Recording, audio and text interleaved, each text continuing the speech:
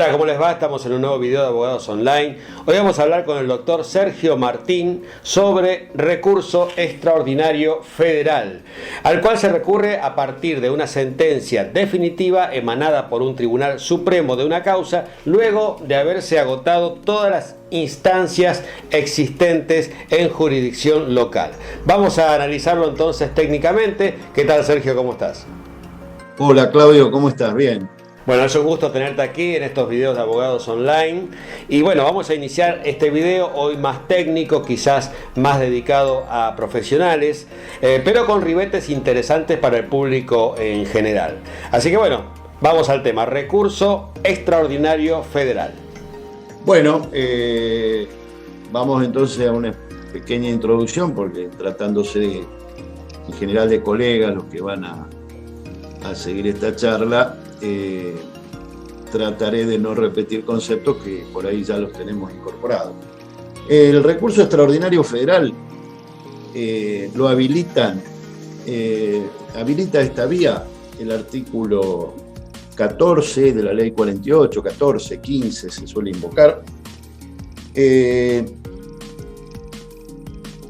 Una ley bastante antigua, pero como veremos vigente. Está regulado en el Código Procesal Civil y Comercial de la Nación en los artículos 256, 257 y 258 principalmente. Y también tenemos en cuenta el artículo 31 de la Constitución Nacional y 116 de la Constitución Nacional. Irán surgiendo a lo mejor en el transcurso de la charla, pero remito a su lectura para mayor brevedad, ¿no? Este código, en esta regulación del artículo 256 a 258, nos preguntaremos si rige solo al recurso extraordinario para la materia civil y comercial. Y acá podemos aclarar que no, que se aplica también para la materia laboral y se aplica también en materia penal, porque no estaría expresamente regulado en el Código Procesal Penal de la Nación. Motivo por el cual el que quiera profundizar puede hacerlo en el libro que lo analiza detalladamente, el Código Procesal Penal de la Nación, comentado por Francisco Dálvora, que si bien ha fallecido fue actualizado una edición posterior por su hijo. Sugiero la lectura, creo que a Fojas 1034 en adelante, para aclarar este tema. Pero en suma, en materia federal, si tenemos que plantear un recurso extraordinario, iremos conforme lo que regula este artículo y los artículos 14 y 15 de la ley 48, y citando también los artículos de la Constitución Nacional. Vale aclarar que no es una tercera instancia el recurso extraordinario. No es una tercera instancia. Es un recurso que se interpone ante el mismo tribunal que dictó la sentencia que se recurre. Esto es, se tramita en primera instancia el asunto, va a la Cámara, por ejemplo, confirma lo resuelto o lo revoca y una de las partes, o las dos a veces, interponen por distintos fundamentos el recurso extraordinario. Lo más común es que es una de las partes la que recurre. ¿Y qué hace el tribunal que dictó esa sentencia? Entre otros requisitos de esa sentencia, tiene que ser definitiva, tiene que ser tribunal superior de la causa. Pero el tribunal, por ejemplo, la Cámara Federal de Apelaciones de Rosario, respecto de un fallo del Juzgado Federal de Primera Instancia, número 1, número 2, lo que va a hacer es realizar un juicio de admisibilidad, se llama, por el cual concede o rechaza el recurso. Sin embargo, eso no agota totalmente la vía, porque aún siendo rechazado, el recurrente puede ir en queja. Pero la diferencia es que si va en queja tiene que hacer una caución importante. hacer un depósito importante que lo puede perder en caso de que después pierda el asunto, ¿no es así?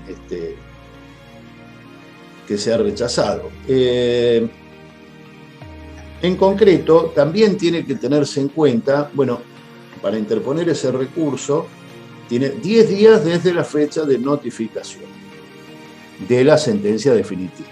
Es decir, el actor o la demandada apela a la Cámara resuelve el asunto y con esa sentencia, una vez notificada, tiene 10 días para interponer el recurso extraordinario. Después de esos 10 días se correrá traslado a la otra parte por otros 10 días. Concedido, tiene 5 días para elevar esas actuaciones en caso, por ejemplo, de tener sede en Rosario, ¿no es cierto? Este caso, tendrá que constituir domicilio en Capital Federal. Lo que no opta porque si no se envía a la Corte y las resoluciones, las notificaciones le quedarán notificadas así Ministerio Legi en la Corte. O sea que normalmente se constituye un domicilio, estudio de algún colega, un domicilio, si es que este estudio también lo tiene, Capital Federal, donde está la sede de la Corte. Bueno, veamos entonces cuáles son los requisitos para que este recurso pueda ser cursado. El requisito del recurso extraordinario, como todos escritos, bueno, tiene que realizarse por escrito. Después vamos a considerar a lo mejor en detalle todo esto, a considerarse con las nuevas normas producto de la pandemia y todo esto puede ser que puedo ya hablar de la presentación digital, de los escritos que se cargan, bueno, sin entrar en esa cuestión específica para ir más a lo que sucedía habitualmente. Como requisito figuraba que sea por escrito, pero ese escrito, ¿no es cierto?, hoy se sube a través de los medios digitales. ¿Qué pasa con la cuestión entonces involucrada? Tiene que estar dentro del artículo 14, inciso 3 de la ley 48, tiene que ser fundada conforme al artículo 15 de la ley 48, y hay una regulación importante que en su momento fue discutida. Se ve también en el tribunal el cumplimiento de la acordada de la Corte Suprema, que es la número 4 de 2007. Esta acordada, que ya te digo, fue cuestionada, pero no deja de tener una utilidad muy práctica y muy concreta, dice que debe sujetarse, por ejemplo, determina los requisitos de la presentación de ese escrito, sea en papel o ahora cargándolo digitalmente, esto sigue con esa validez, donde por el no cumplimiento de alguno de estos requisitos hasta podría rechazarse formalmente el recurso. Ha entendido en algunas ocasiones la jurisprudencia. Tiene requisitos hasta de la cantidad de renglones que debe contener un recurso, de cómo debe hacerse son primeras 2 hojitas donde se sintetiza, está determinado cuál es la cuestión federal, cuáles son los agravios. Puntualmente es como una síntesis en las 2 primeras hojas del escrito de lo que está en cuestión. Yo, si tuviera por acá alguno, le mostraría,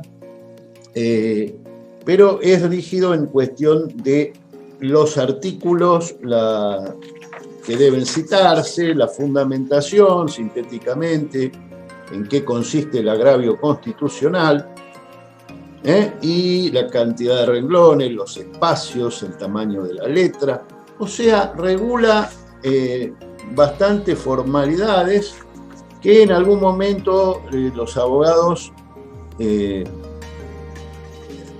motivaron quejas. Por ejemplo, hay una cuestión importante siempre a tener en cuenta, que es que no es una segunda instancia, entonces no es necesario reiterar todo lo que sucedió en primera instancia, sino una breve síntesis y lo que es pertinente conforme el agravio que se va a exponer.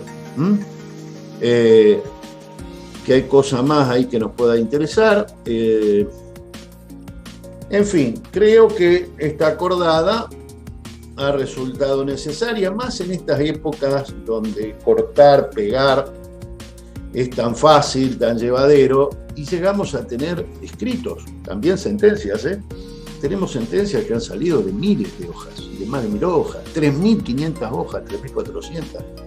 Una sentencia que vos habrás escuchado, a lo mejor recientemente.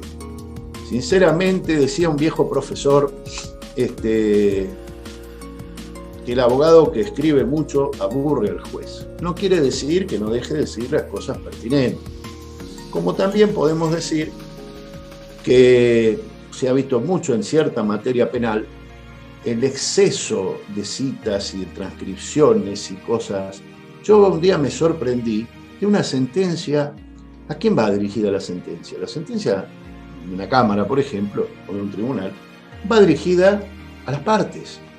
Y las partes en general, los letrados de las partes, porque no va directamente, aunque a veces sea por derecho propio con asistencia.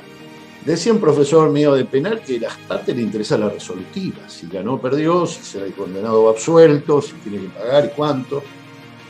Es cierto los fundamentos, pero esta sentencia del trabajo comenzaba, si bien es cierto, puede ser que la lea el obrero, el trabajador que reclamó, pero comenzaba por definir el derecho del trabajo.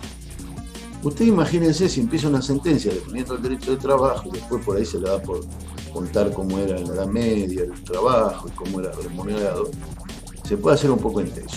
Por el contrario, he trabajado con magistrados, he visto magistrados que si pueden resolver algo en 5 hojas, lo hacen en 5 y no en 5.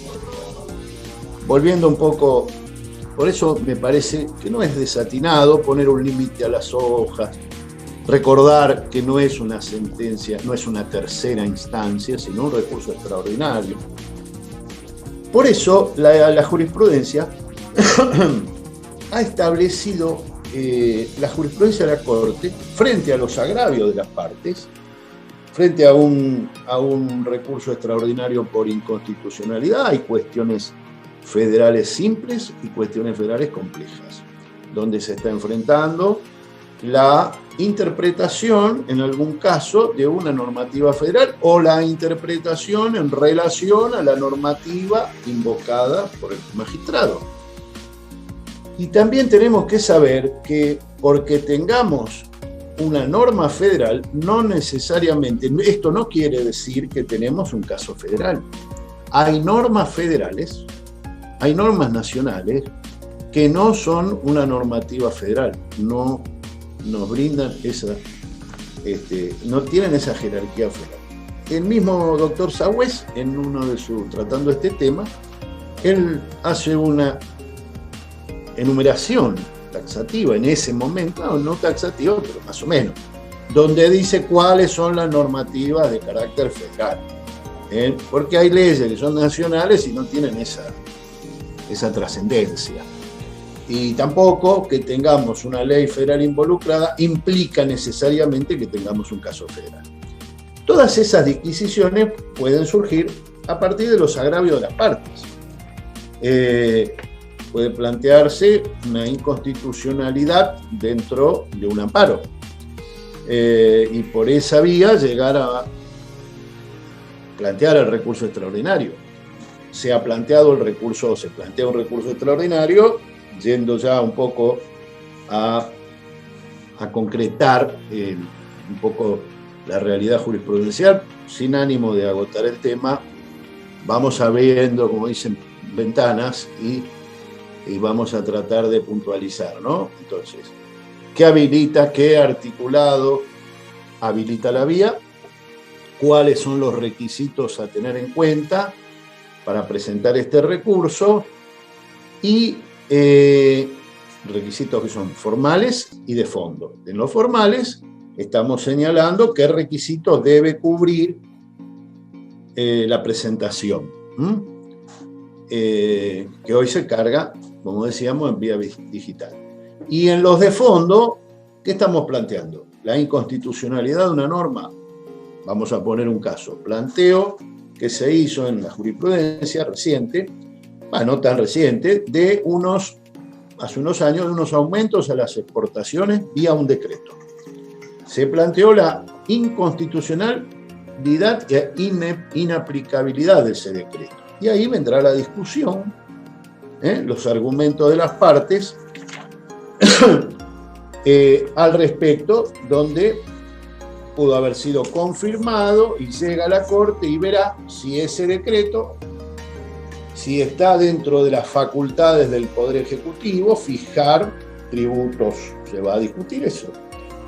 Y si es posible, no siendo una ley del Congreso, poder fijarlo por ese decreto. Ahí se va a dar la discusión.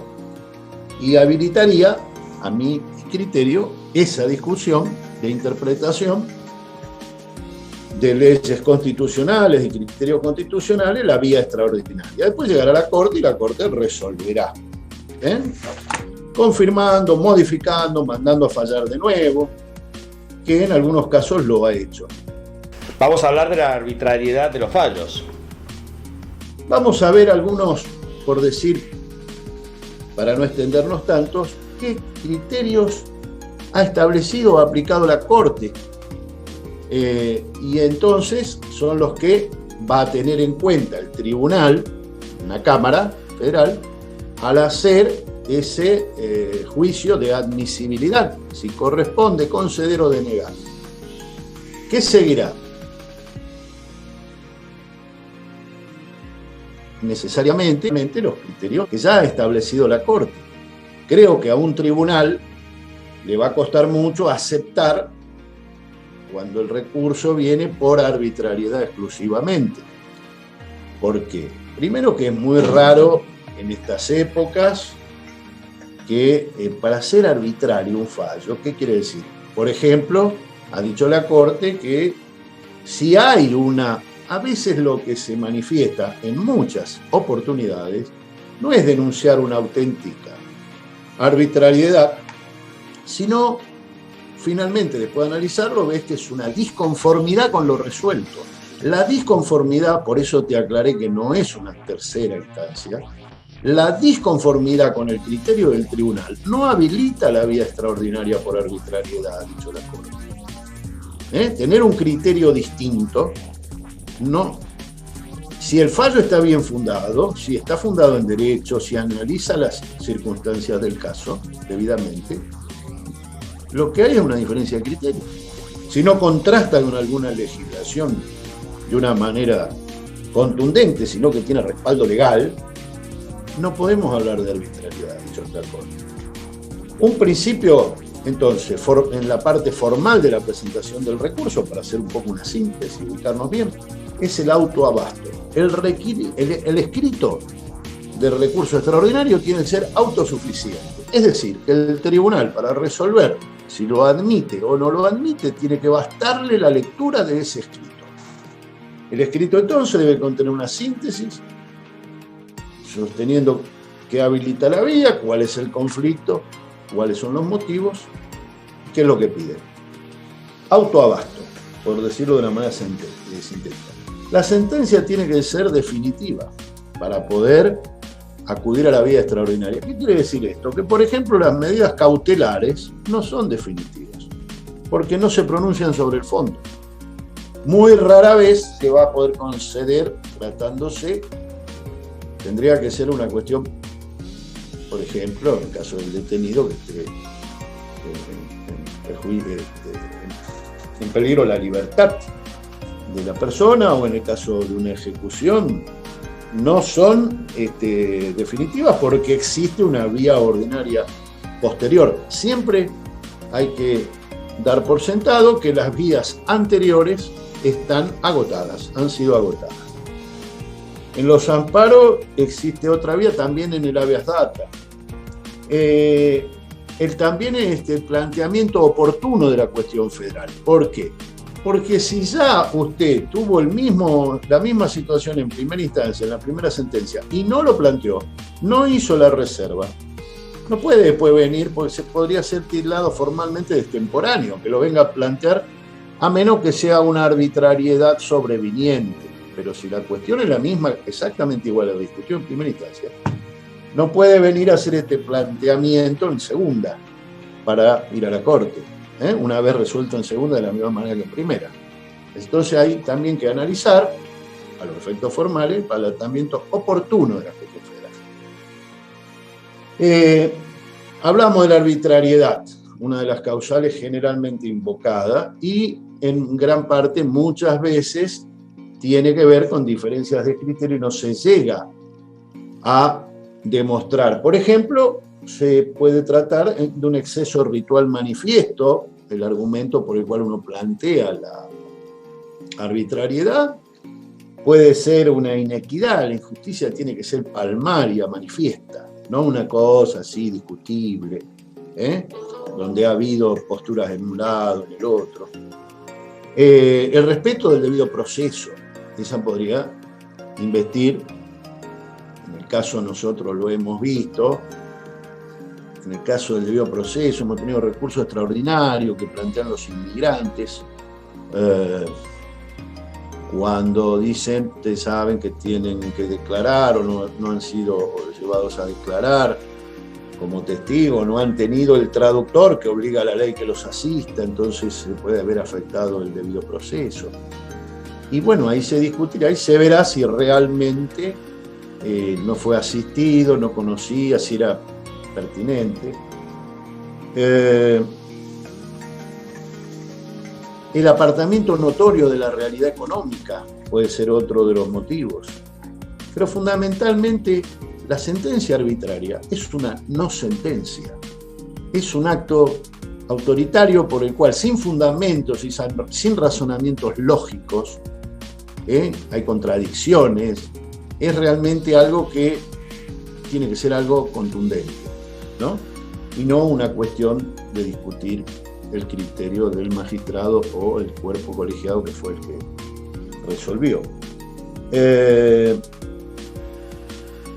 Hay cuestiones que la Corte ha calificado de hecho y derecho común. Circunstancias fácticas no habilitan la vía extraordinaria. La discusión de legislación común no habilita la vía extraordinaria.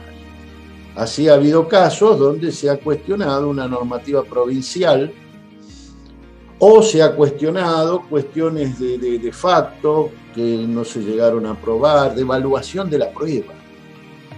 A menos que sea una cuestión donde haya un arbitrario apartamiento de la realidad, no podemos decir que pueda llegar a la Corte, como así tampoco las vías por cuestiones procesales.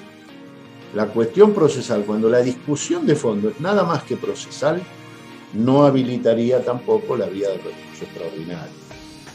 No configura una cuestión federal. La gravedad institucional a veces se plantea porque el reclamo es laboral, pero de un organismo público que afectaría las arcas del Estado.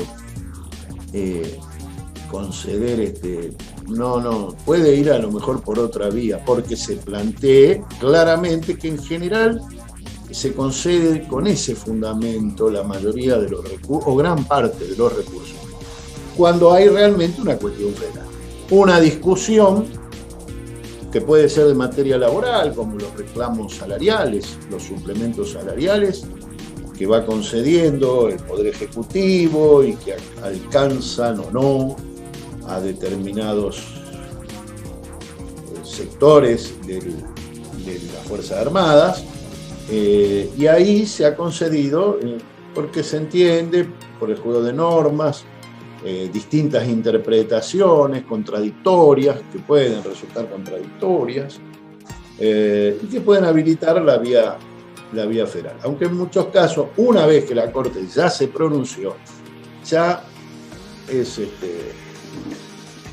es raro que el tribunal no siga ya lo resuelto por la Corte. Si ya no hay discusión que se le aplica a tal y tal segmento del personal militar, tal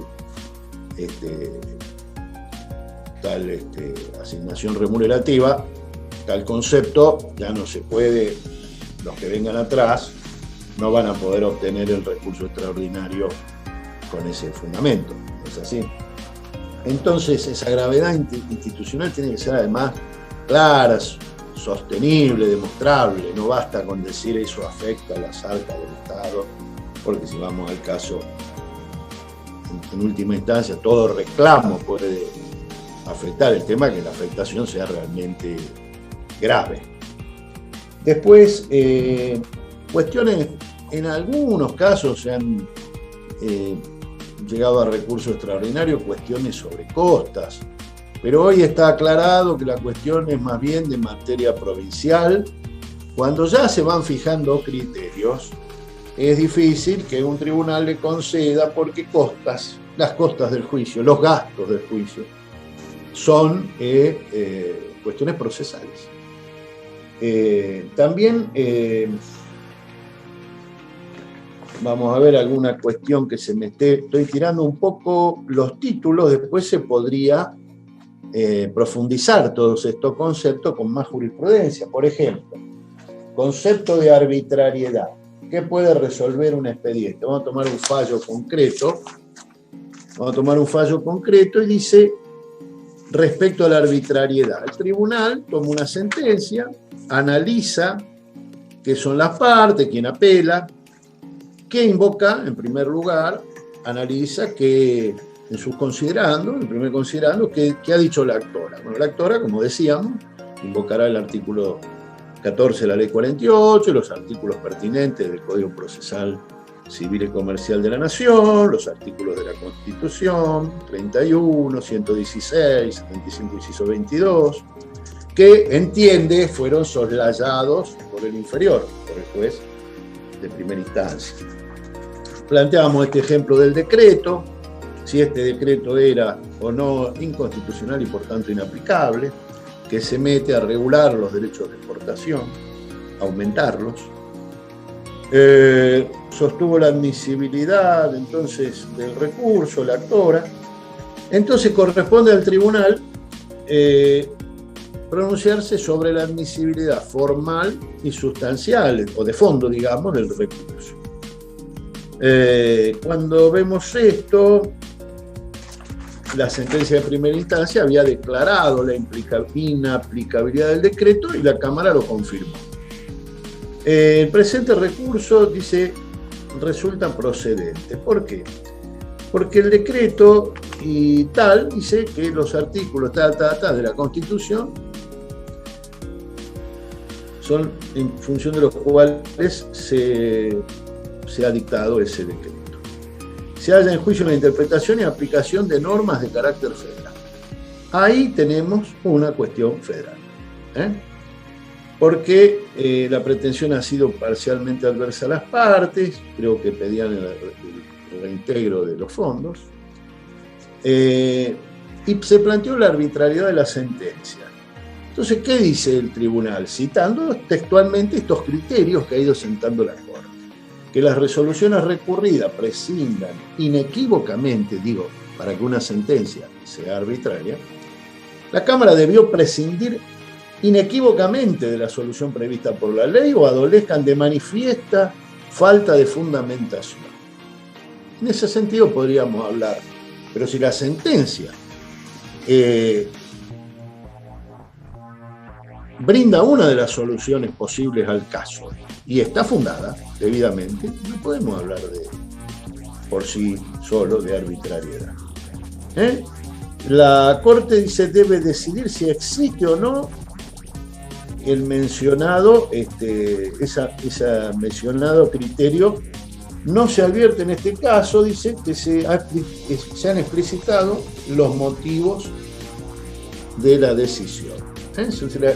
No podemos hablar es un criterio ya. La discrepancia, como ya algo adelantábamos, del recurrente respecto a los fundamentos y la solución acordada no habilita el recurso del que se trata, desde que el mismo no constituye una vía apta para revisar el criterio del tribunal. No es una vía para ver si el tribunal pudo decir esto, puede ser aquello. No, no, hay que tener esas pautas, que la sentencia sea una derivación racional del derecho vigente, que sea fundada, que los resalvamientos, o sea, la solución aplicada al caso tiene que ver con esa solución.